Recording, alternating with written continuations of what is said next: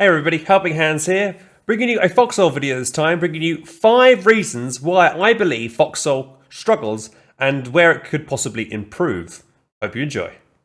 Now firstly, let's get into logistics. Now why is logistics a struggle for Foxhole? Because it is too much of a grind, okay? So let's just get into some gameplay here. So here we are in Foxhole, right? Foxhole's world map is huge, first of all. And that's a big problem for logistics. This means that people need to go from one side of the map to the other side of the map to bring the resources and supplies the frontline troops need to continue fighting a war, which can be really ridiculous. I've got a video of myself where I'm traveling from here in Viper Pit, the Bloody Bowery, and I travel all the way down towards near Heartlands, and the whole trip itself, from me starting in Viper Pit, logging in, to getting the resources on the flatbed, to driving all the way down, took about over 35 minutes to do that. And I had to build up the flatbed, I had to refuel the flatbed and all the things in between, and it just takes way too long. You know, most people come on to play a video game and play maybe an hour, maybe 2, right? People haven't got that, you know, can't have that much time to sink that much effort into doing logistics. 36 minutes is way too much. I preferred it back in the day when nearly every single region had its own logistics hub. So here, obviously, Kirknell, the Bloody Bowery, here you've got everything you need. You've got the refinery, you've got the factories, a storage depot, and a vehicle factory, as well as a construction yard. This is all you need in a town. Okay? And these are very few and far between. So the Wardens have the Bloody Bowery, and they have the Weathering Halls as their main logistics hubs, and the other ones, the Colonials get as the Heartlands, the Blemish, and Longstone mainly. But these really important logistics hubs are really far, you know, on the other side of the world. So let's talk about why it's so difficult for players to do logistics in other regions, okay? So here we have Callahan's Passage. If you were to spawn into Callahan's Passage, you would spawn in Lock and Berth. Now, there's no vehicle factory here, so that would mean that you'd have to run anywhere to get to any location in this region, which is just not going to happen. People are just not going to do that. So the only way you could do logistics in this region is if you went to somewhere like the Bloody Bowery, made yourself a vehicle, and then came over to this region to do logistics. So now you're in this territory. Let's say you start to do logistics, okay? You have to go to the stern to get your salvage. You go back to Crumbling Post to then refine said salvage. But then where's a weapons factory? There's not one on this region either. So you'd have to go off region again to go do, to make anything like shirts or ammunition for rifles or whatever. So you have to either go to Ulster Falls or you'd have to go down to Abandoned Ward.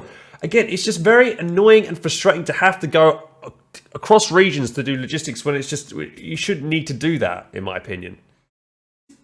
You know, I would say in every single map there needs to be at least one major logistics hubs that everyone can just go to. You know, it's a very key strategic point, and you know, I'm fine with, like, you know, there being, you know, a refinery on one town and a factory on another, as long as it's all within the same region. You know, people hate border traveling, and there's a main problem with border traveling currently because, you know, a lot of people crash, including myself, sometimes when they border travel, and it's just very frustrating because it takes maybe 10 minutes, maybe 15 minutes to get back into the game because of the way the servers work or whatever. I'm not sure, obviously, I'm not, you know, I'm not technical about that, but I'm telling you from my own experience, this is what I've had happen to me, and it's just very annoying when you try, you know, so I can't do logistics sometimes because of this, because I know that I'm going to crash on borders, so I have to always stay within one region.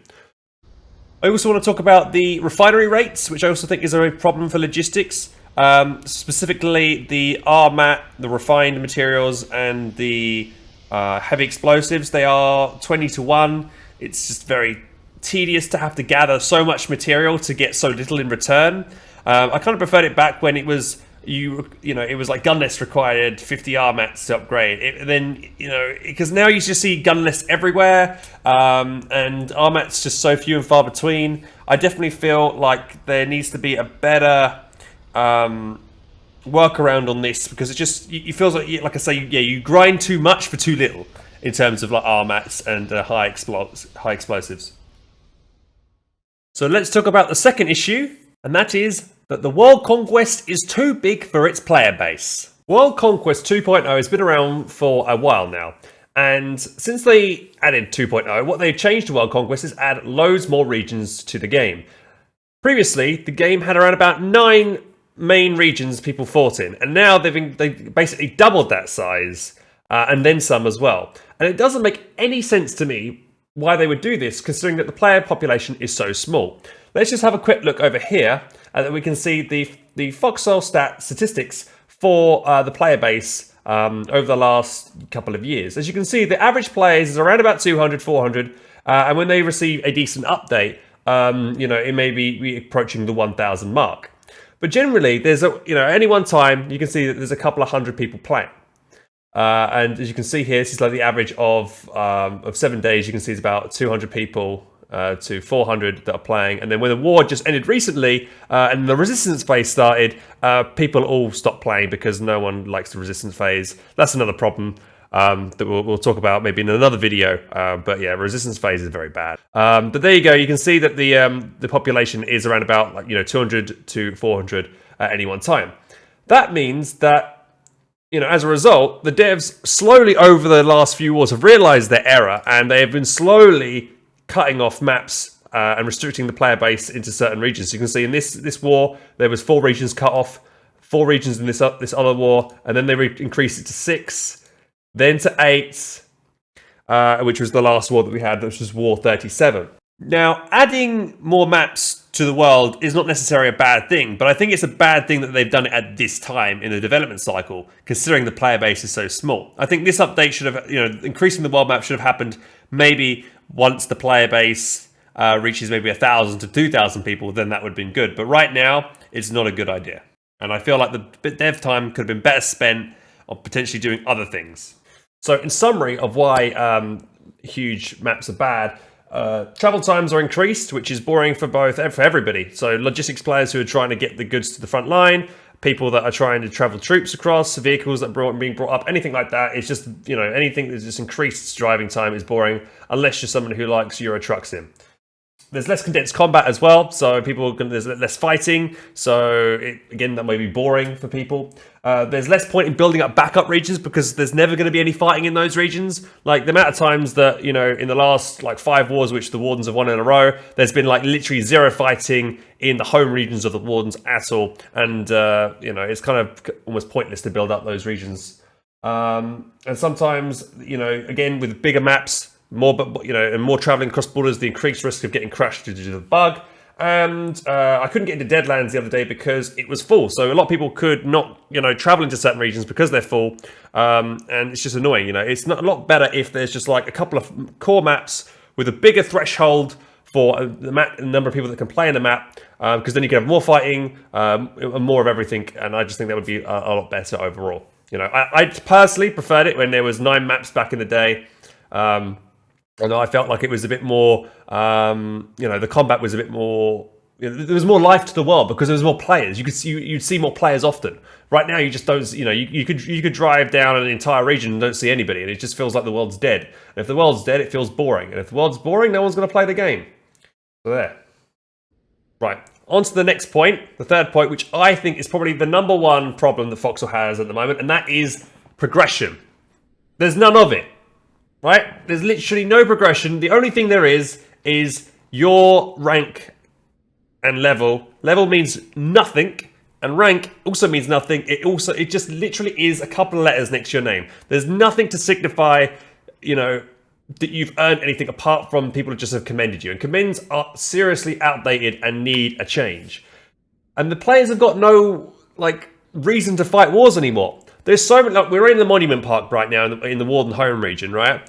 And it's just pointless. All war monuments is who's received the most commends, okay? Which, most of the time, it's just the top clan leaders that received. You can see here the Koko, Yakuni, and Adler, some of the top guys in clans are always the ones at the top of the leaderboard of here, because they're the ones who are, in these clans, and they're the ones just getting lots of commends off their buddies. And, it's not really a proper system for how a war should work, Not to say anything bad about those players, they're very good players and they probably deserve those commends, but there definitely needs to be a better way to you know, show your standing. And I would suggest here that what we need to see is different types of leaderboards. So instead of just, you know, who gets the most commends, there should be multiple leaderboards on who killed the most, who produced the most,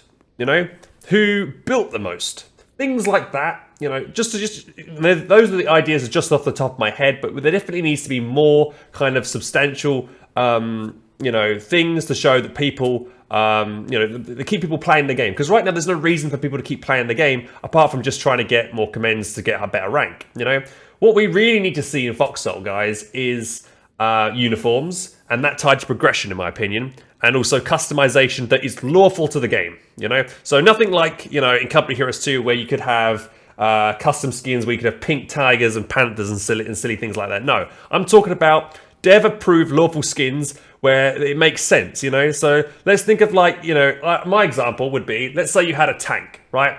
Think of Company Heroes 1, the Tiger Tank mission, the Tiger Ace mission, where you're trying to kill the Tiger Ace. The Tiger Ace has a specific skin set apart from all the other tigers. It looks black, it looks menacing, it looks deadly, right?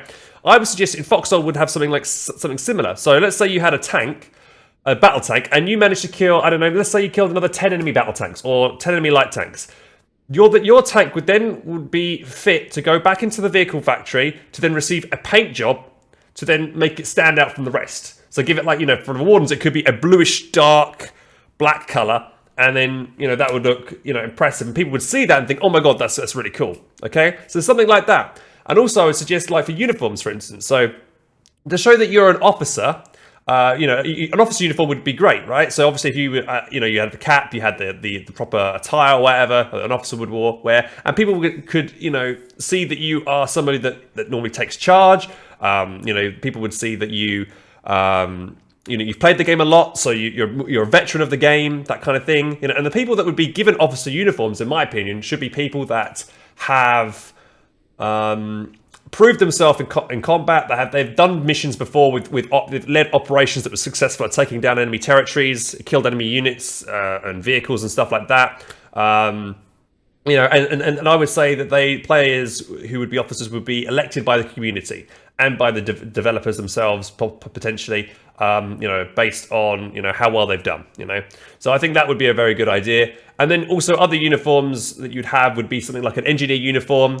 You would have a medic uniform. You'd have maybe a scout uniform, a tank driver uniform, something like that. And wearing these uniforms, you know, to get these uniforms, you need to you know, achieve a certain, you know, get a certain achievement, right? So let's say you, your logistics uniform, you delivered over 1,000 resources or made 1,000 basic materials, then you would be qualified to get the that uniform. And then once you had that uniform, perhaps you can drive your truck a little bit faster, or perhaps you gather salvage a bit more quickly. And the same things can be said for, like, medics. Medics heal faster, builders can build quicker, or use less resources while building. It's not difficult. And I'm literally just, you know, I'm not reading off a script here. I'm just saying as what comes to mind. So if we had a good group discussion and we actually got down and we thought about how to implement this correctly, I think it could work. I've been talking with the developers myself on this issue of the uniforms, and they've been wanting to add them for a while now, uniforms, but they just don't feel like they seem apprehensive about trying to make uniforms work, in the sense they don't want to have to give them stats. But I can't see uniforms working without giving them some slight stats. And I feel like it would be better just to have them anyway in the game to make it feel more alive. You know, it feels kind of boring, the fact that everyone looks the same. You know, the developers have been saying, you know, for ages now that they want everyone to be a cog in a machine, cog in the war machine. But you can still be a cog in a war machine, even if you look slightly different, like an officer, or you look like an engineer on it. You still, like, as long as you still, like, as a ward, you still look blue, for instance, right? And you look like you're in war. I think that's fine, right? So that's my opinion on progression. Then definitely, I think progression is, like, probably the number one thing that I really really want to see in the game, because as soon as you got a good amount of progression, people are going to want to keep playing, and they're going to stay playing. Right? That's why a lot of people keep leaving. You know, there's lots of people. That's why Foxhole's Discord is one of the biggest Discords in the world. Believe it or not, if you didn't know this. But there's so few people playing the game because they're all waiting for better updates. And one of the updates I'm pretty sure most people are waiting for is a progression update. You know, something like the ideas I've just suggested. So there we go. So, you know, just to read off what I've wrote down here. So, you know, ranks via commends. We need kill counts, logistic counts, construction counts. Not enough space in memorial parks. So old wars are overwritten and forgotten. Yeah, what the hell happened to that? Yeah, so a lot of these old wars, a lot of the original wars, you can't see anymore. So, you know, it's like it makes the memorial park, you know, pointless as well. And another one, like I say, players want to work towards different goals and achievements. Okay, so like the example with the tiger race I gave, you know, that kind of thing people want. You know, that would give people motive to try and play well because they want to get that awesome skin for their tank, for instance. You know, but yeah. So I want to talk about another issue, which is backward development, as I see it, in some of the changes the developers have made over the last few months. So let's get into the first one. The first point in backward development I'd like to point out is the flag. So if you can see in the game right now, we have a warden gun turret and a warden gun nest. You can see that these flags here are an ugly blue color and dirty and muddy color. But if you look on the next image, you'll see now that image is of the old flags that we used to have, where you would have the faction symbol on the actual flag of the defense structure. Now that was really cool because it made the defensive more, you know, they stand out. They, you know, having these dirty, you know, you can see dirty flags versus cool looking flags. I don't know why they would make that change. It seems very strange to me why they would do that. Also, I feel like, you know, it's for colorblind people as well, because, you know, the colonial color is just green instead of, you know, the blue. So how would colorblind people know what defense is owned by what faction? Because with at least the old system, you can tell which faction owned the defense because it had a clear faction, the Warden Eagle or the Colonial Fist. So I don't know why they made that change. I really wish they would revert to the old flag system. I have absolutely zero idea why they decided to do this, and I really dislike this change. Next, let's move on to garrisons. So I definitely agree that the garrisons, the new ones, look better from the outside, and purely inside they look a lot more detailed. However, I really don't like the fact that there's only a downstairs aspect to the garrison houses in the new versions. So you run in here, and then you see where it says X. X marks the spot where you can go up and then you magically teleport yourself upstairs to the building. And then you can obviously shoot out of the building from this angle, but it just doesn't make much sense. You know, how do you just magically teleport upstairs when there's no, you can see downstairs, there's no actual way to actually get upstairs. There's a staircase here that has been dilapidated, but you should be able to go upstairs and then get into the firing position. I much prefer the old system where players had to go in and then head upstairs, then take out the people upstairs. The reason why the new system is bad is because, one, as like I just said, it doesn't make much sense. You could just magically teleport yourselves up here. So if, let's say, an enemy came in and tried to attack me, oh, you can't get me, I just teleported upstairs. Doesn't make much sense. It's not really realistic, right? Also, the only way you can get me out of this is either to destroy the building or gas me out. You know, but in the old days, you could storm garrison houses and clean them out with shotguns and bayonet charges, which used to be really cool. But you can't do that anymore because people could just go, oh, you come in here? Oh, you can't get me anymore. I'm upstairs in the building. What are you going to do? So let's discuss the next thing in referring to backward development. So Relics of War was an update that happened a couple of months ago, or really near the start of the year, and that introduced every week they introduced a brand new relic vehicle, which is really cool. They added things like the storm tank, they added the armored tractor, they added the battle bus, as people called it, they added the staff car, and they added the relic truck, which had a big increased capacity compared to normal trucks. This was all really cool. It was like new content. And then suddenly, one day, they were like, oh, we didn't like it anymore, and they just chucked it. And we lost all that awesome content. And they didn't really say why they got rid of it. And I don't know what everyone else thought, but I was upset about that. And I was like, oh, there's new content to play with, and then they just got rid of it. I do understand it's a game work in progress, but if you're going to get rid of something, you're going to, you know, it's inevitable that you're going to upset the player base, and they should have, you know, had something there to replace that loss with. You know, if you're going to, though, this being said, that they have this next patch that's happening on Wednesday is actually bringing back the battle bus in its new form. So each side is going to have its own bus version this time, as you'll now see. I put that on the screen there as well. So that's good. They're bringing that back. But it's a shame that these other vehicles that were really cool and unique, they gave different aspects, different vehicles which we want, they just got rid of. And we want more of this. We don't want you to revert back on these changes because these are cool changes, and I'm not sure why the developers didn't like them. The idea of the relic vehicles was cool because you had to go out and find them in the wilderness or whatever, in the middle of nowhere, and you have to try and get them out and dig them out or something, and then you could use them or something after you filled them up. It was like a little mini game. It was added something new to the game that was quite fun, and added a different objective other than just grabbing towns and stuff and vital resources. So it's a shame that they went back on that update, and I would like to know more about why they decided to do that, and why what they intend to do to make up for that change. But that's the other update I wanted to talk about. The other backwards development that I'd like to talk about there.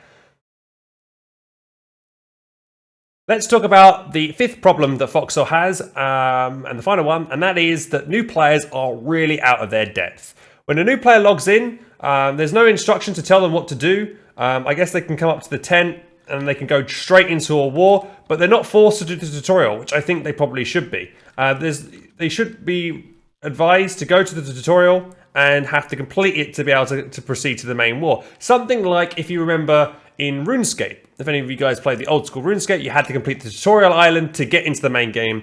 Why do I suggest this? Because of two reasons. One, because a new player, when they jump into the game and they don't know what they're doing, they're going to get frustrated, and and frustration leads to disappointment of the game, and then probably end up leaving. And two, they're going to run, those new players are going to run to the front, get themselves killed, and also annoy veteran players because they are wasting potential resources. They might, a new player will say, "Oh, I want to drive a tank," because that's what I would do if I was a new player. I'd go, "Oh, look at that tank, driving it," and they would get themselves killed, and everyone else would, "Oh, you noob, what are you doing? You blew the tank up," and everyone would hate that guy, and it's not good, right? And to avoid that, you need to have a proper tutorial system.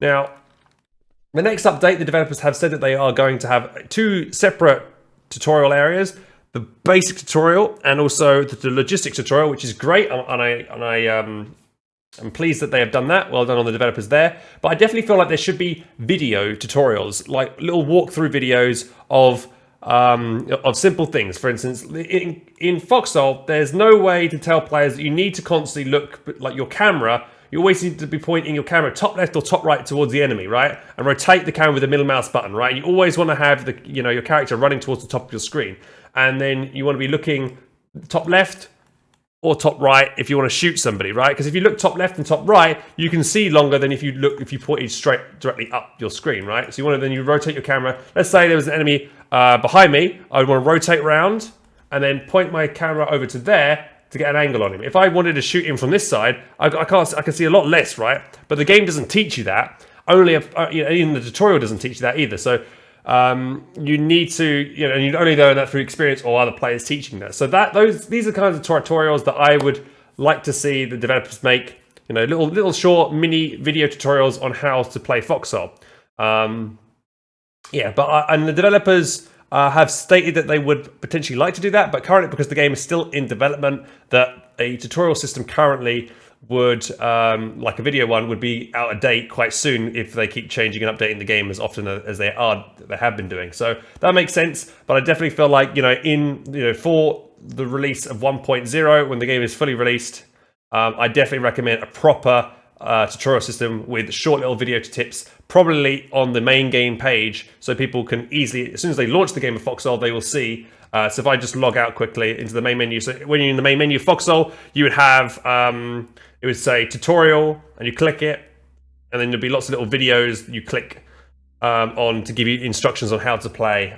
And to give an example of what I'd like to see in Foxhole, specifically, I've just launched Company Heroes 2 to show you. Here you can go, there's a little area that says learn, you can spectate to watch other people play, you could obviously watch the replays, but the tutorial system is good, so you click on the tutorial, and then you can go through tutorial missions, and it'll give you the basics, and then you can look on little videos where it goes through it goes through the factions, about spawning different units, and such, so you click on this. Require additional military forces, select from the appropriate base structure, and select the forces you wish to deploy. There you go. So you get the idea. Very straightforward, and very short video tips on how to, play the game in Company Heroes. But this is like I would like to see in Foxhole. Hey guys, thank you for watching that video. If you want more content, please click on the link over here and over here. If you would like to subscribe, click on the button down here. Also click on the notification bell down there so you're notified whenever I post new YouTube content. I also stream nearly every single day on Twitch. I have a Twitch channel, twitch.tv/HelpingHans. And if you want to show your support there, please do subscribe, as all your support helps me do this full time. And yeah guys, I appreciate it as always, and catch you next time. Bye-bye.